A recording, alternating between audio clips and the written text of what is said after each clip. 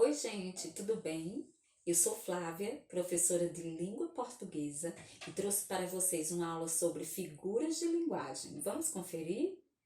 Antes de iniciarmos, precisamos saber a diferença entre denotação e conotação.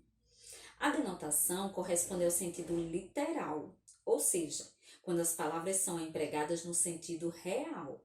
Já a conotação corresponde ao sentido figurado, o que quer dizer que os termos ganham novos significados de acordo com o contexto em que são inseridos e as intenções de quem os utiliza.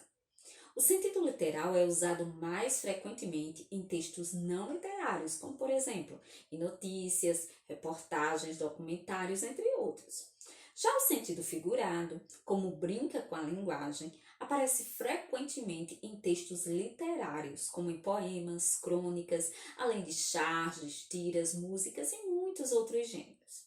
Então, o que são as figuras de linguagem?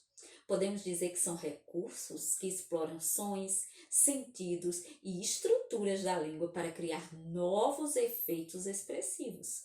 São também chamados de figuras de estilo e são capazes de oferecer mais força, intensidade e beleza à linguagem. Podemos classificar as figuras de linguagem em três tipos: figuras de palavras, figuras de construção e figuras de pensamento. As figuras de palavras são aquelas que mexem diretamente com os significados, a fim de atingir um efeito expressivo. Elas são as seguintes: comparação, metáfora, metonímia, perífrase, catacrese e sinestesia. Nós vamos ver cada uma delas separadamente e eu mostrarei alguns exemplos para vocês.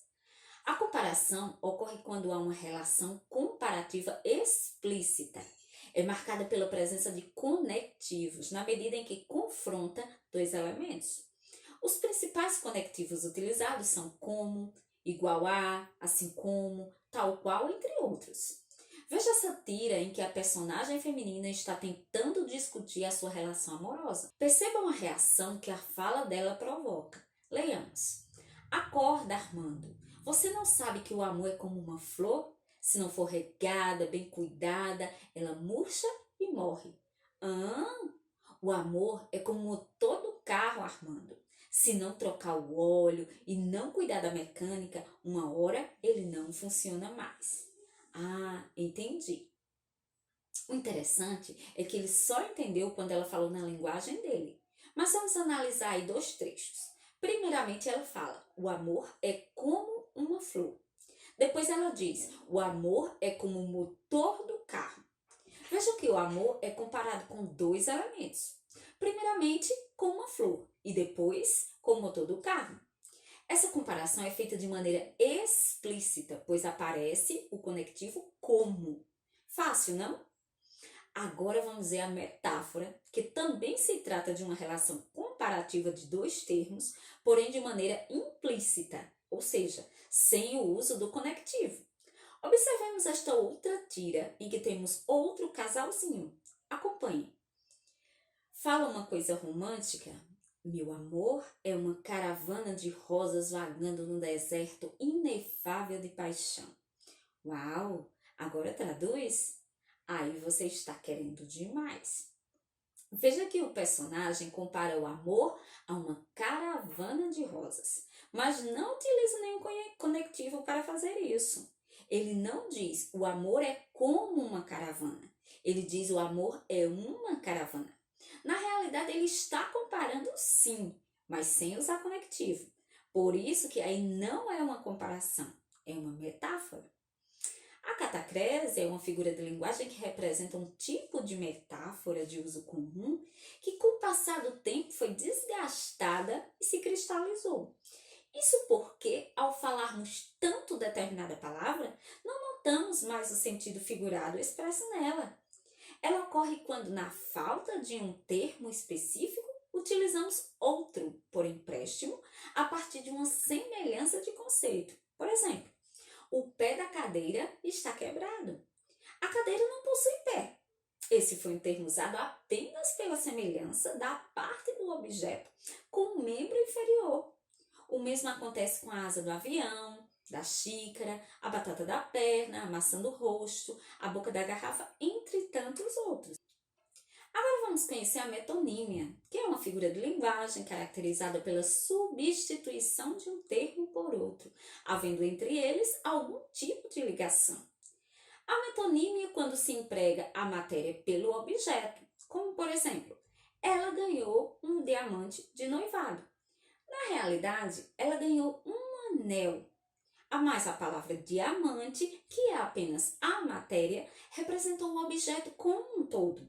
Por isso, temos aqui um exemplo de metonímia.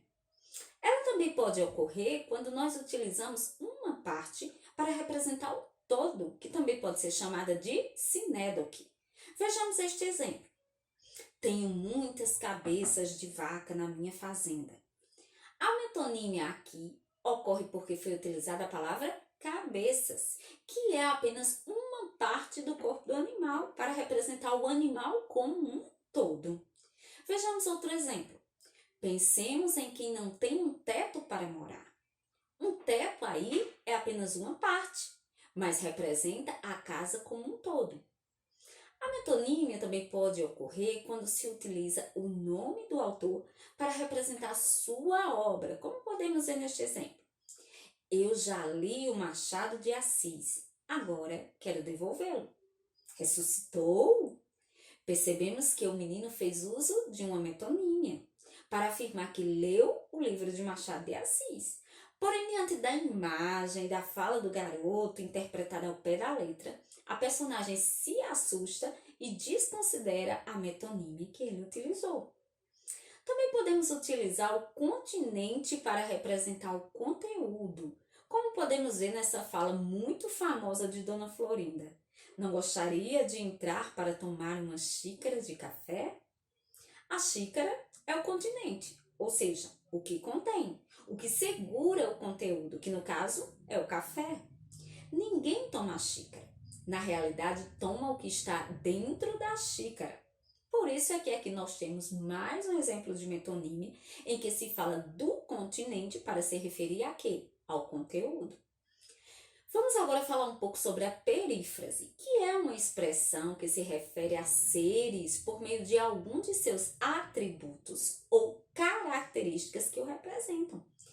Como exemplo, nós temos essa capa de livro, em cujo título nós temos o Rei do Baião, expressão que representa popularmente a pessoa de Luiz Gonzaga.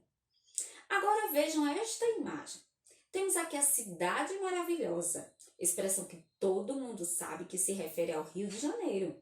Por isso, dizemos que o Rei do Baião e Cidade Maravilhosa são perífrases. Por fim, vamos falar da sinestesia, que corresponde a expressões que envolvem uma fusão de sentidos, de sensações. Aqui nós temos voz macia.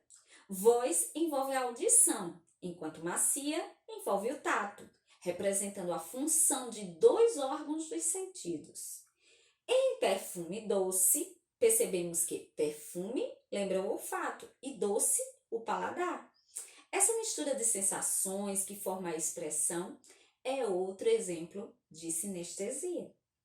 Então, essas são as figuras de palavras que a estilística nos apresenta. Espero que tenham compreendido bem. Nos próximos vídeos falarei sobre as figuras de construção e de pensamento. Um abraço e até a próxima, se Deus quiser.